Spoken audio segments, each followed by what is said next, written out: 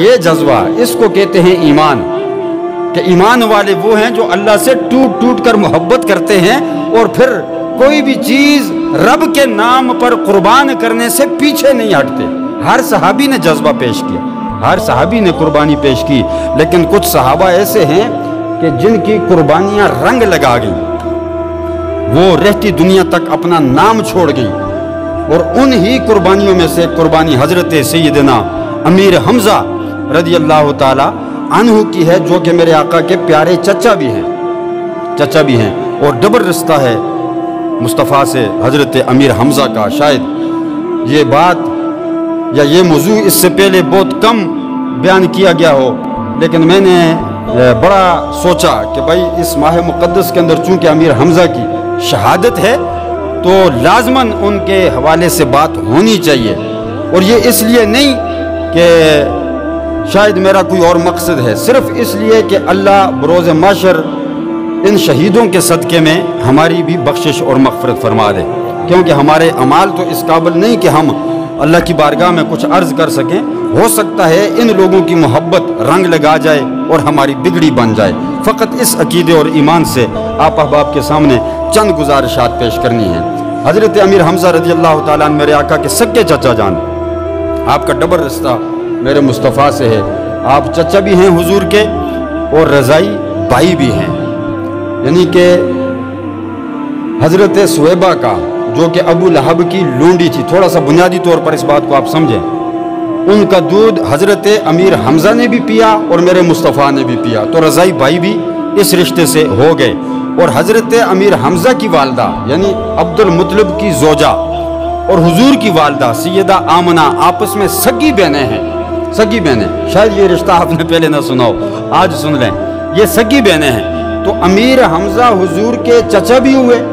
دادا کی طرف سے عبد المطلب کے بیٹے ہیں تو عبداللہ کے بھائی، تو حضور کے سکے چچا ہو گئے۔ ماں کی طرف سے حضور کے سکے خالہ کے بیٹے ہو گئے، خالہ زاد بھائی بھی ہو گئے اور رضائی بھائی بھی ہو گئے، یعنی کہ ڈبل ٹربل رشتہ حضور اکرم صلی اللہ علیہ وسلم کی ذات سے جناب سیدنا امیر حمزہ کا ہے۔ آپ حضور سے بڑی محبت فرماتے ہیں، لیکن اس سے قبل یہ سن لیں کہ آپ ایمان کب اور کیسے لائے۔ عمر میں حضور سے 2 یا 4 سال بڑے ہیں امیر حمزہ، اتنا زیادہ فرق نہیں، 2 یا 4 سال عمر میں بڑے ہیں حضرت امیر حمزہ حضور کے چچا۔ آپ کو شکار کا بڑا شوق تھا حضرت امیر حمزہ رضی اللہ تعالی عنہ کو، بچپن سے آپ شکار کیا کرتے تھے۔ تو ایک دن آپ شکار کے لیے نکل پڑے، آپ کو جنگل کے اندر ہرن نظر آیا، آپ نے اس ہرن کا پیچھا کیا، ہرن بھاگ گیا، آپ اس کے پیچھے چلتے گئے، ایک مقام پر جا کر آپ نے اس ہرن کا تعقب کرتے ہوئے اس کا نشانہ لگا لیا، یعنی ہرن ایک مقام پر پھنس گیا، آگے نہیں جا سکتا تھا، رک گیا۔ تو آپ نے جب نشانہ باندھا نا تو اللہ نے اس ہرن کو قوت گویائی عطا فرمائی، بولنے کی قوت عطا فرمائی، اور وہ ہرن بول پڑا، اور وہ بول کر معارج النبوت ملا معین الدین کاشفی رحمۃ اللہ تعالی علیہ نے اس واقعے کو کوٹ فرمایا ہے۔ کوئی یہ نہ کہنا کہ مولوی صاحب کہانی سنا رہے ہیں، پتہ نہیں کہاں سے اٹھا کر لے آئے، نہ، کتاب موجود ہے میرے پاس، حوالہ باقاعدہ دے سکتا ہوں۔ تو آپ نے اس واقعے کو کوٹ کیا، تو وہ ہرن بول پڑا، اللہ نے اس کو زبان عطا فرمائی، قوت گویائی عطا فرمائی، تو وہ ہرن بول کر امیر حمزہ سے کہنے لگا کہ اے حمزہ، اگر تو نے مارنا ہے نا تو مجھے نہ مارو، جا کر محمد کے دشمنوں کو مارو۔ کیا کہا؟ مجھے نہ مارو، جا کر محمد کے دشمنوں کو مارو، جو دن رات ان پر ظلم کرتے ہیں، مارنا ہے تو جا کر ان کو مارو، مجھے کیوں مار رہے؟ جب ہرن نے یہ بات کی تو آپ بڑے پریشان ہو گئے کہ بھائی ہرن بولنے لگ گئے، اور آپ نے اس ہرن کو وہیں چھوڑا اور پریشان کن حالت میں واپس گھر تشریف لائے۔ ایک روایت میں یہ ہے کہ آپ کی بہن حضرت صفیہ حضور کی جو پھوپھی ہیں انہوں نے بتایا، اور ایک روایت میں یہ ہے کہ آپ کی خادمہ نے، امیر حمزہ کی خادمہ نے آپ کو بتایا کہ آج ابو جہل نے محمد صلی اللہ علیہ وسلم کو مارا ہے۔ مارا کیا ہے کہ ان کے سر پر کوئی چیز ماری جس سے حضور زخمی ہو گئے، تو حضور رونے لگے اور بیت اللہ میں چلے گئے روتے روتے۔ تو ہمیں اس واقعہ کا بڑا دکھ ہوا۔ یہ آپ کی خادمہ نے امیر حمزہ کو بتایا یا پھر حضرت صفیہ نے بتایا، دو روایتیں موجود۔ تو جب آپ نے یہ بات سنی تو آپ اسی حالت میں کمان اپنے ہاتھ میں پکڑی تھی اور ابو جہل کے پیچھے چل پڑے۔ دیکھا ابو جہل صحن حرم کے اندر بیٹھا، اپنے دوستوں میں سرداران قریش کے اندر، سرداران کفار کے اندر بیٹھ کر کہے لگا رہا ہے اور یہ واقعہ بیان کر رہا ہے کہ میں نے اس طرح آج محمد صلی اللہ علیہ وسلم کو نعوذ باللہ زخمی کر دیا، میں نے سر پر کوئی چیز ماری۔ تو آپ گئے تو وہ کہے لگا رہے تھے، آپ نے اسی مجمع کے اندر وہی کمان جا کر زور سے ابو جہل کے سر میں ماری اور لہو لہان کر دیا۔ تمام کفار مکہ حیران ہو گئے کہ بھئی ہمارے سردار کو ہمارے سامنے حمزہ نے مارا، وجہ کیا ہے مارنے کی؟ سارے کفار مکہ کہنے لگے کہ اے حمزہ تو نے یہ کیا کیا؟ تو آپ نے بڑا خوبصورت جملہ فرمایا، آپ نے فرمایا کہ آج کے بعد میرے بھتیجے محمد کی طرف اگر کسی نے آنکھ اٹھا کر دیکھا تو میں اس کی آنکھیں نکال دوں گا۔ ہائے ہائے ہائے۔ جب کفار مکہ نے یہ بات سنی تو گھبرا گئے،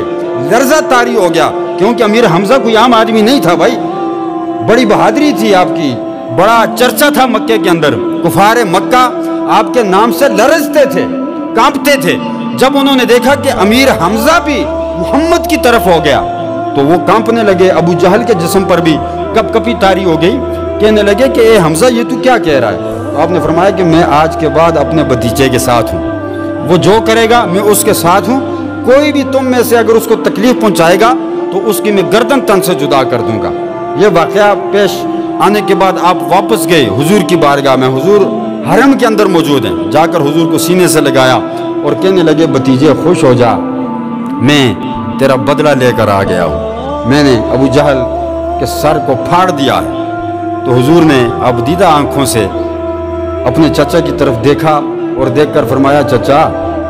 مجھے اس بات کی کوئی خوشی نہیں، رحمت للعالمین نبی ہے نا، حضور دین پھیلانے آئے تھے، یہ دین ایسے نہیں پھیلا، اس دین کے لیے صحابہ نے اور حضور نے بڑی قربانیاں دی ہیں۔ حضور نے دیکھ کر فرمایا کہ چچا مجھے کوئی خوشی نہیں، میں بدلے لینے نہیں آیا، میں تو معاف کرنے آیا ہوں، میں بدلے لینے نہیں آیا، تو بدلہ لے آیا میرا، مجھے اس بات کی کوئی خوشی نہیں۔ آپ فرمانے لگے پھر میرے بھتیجے تو کیسے خوش ہوگا؟ آپ نے فرمایا جب تو کلمہ پڑھ کر مسلمان ہو جائے گا نا اس وقت مجھے سب سے زیادہ خوشی ہوگی، سب سے زیادہ خوشی ہوگی۔ جب آپ نے یہ فرمایا تو ایک روایت میں یہ ہے کہ آپ نے اسی وقت کلمہ پڑھ لیا، اسی وقت کلمہ پڑھ لیا حضور کی یہ بات سن کر، اور ایک روایت میں یہ ہے کہ نہیں آپ واپس گھر آ گئے اور آ کر سوچ میں پڑ گئے کہ اب کیا کیا جائے، معاملہ بڑا گمبھیر ہو گیا، کیسے میں اپنے باپ دادا کا دین چھوڑوں؟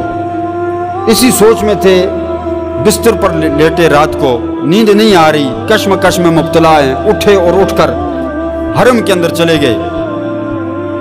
بیت اللہ شریف کے دروازے کو پکڑ کر کہنے لگے کہ یا اللہ کون سا دین سچا ہے؟ جو دین سچا ہے مجھے اس طرف لے جا، کیا میں اپنے باپ دادا کا دین چھوڑ دوں؟ تو یارو علماء فرماتے ہیں کہ بیت اللہ کے اندر سے آواز آئی کہ میرے محمد کا دین سچا ہے، میرے مصطفیٰ کا دین سچا ہے۔ تو آپ اسی وقت سارا کچھ چھوڑ کر حضور کی بارگاہ میں چلے گئے اور جا کر کلمہ پڑھا اور مسلمان ہو گئے۔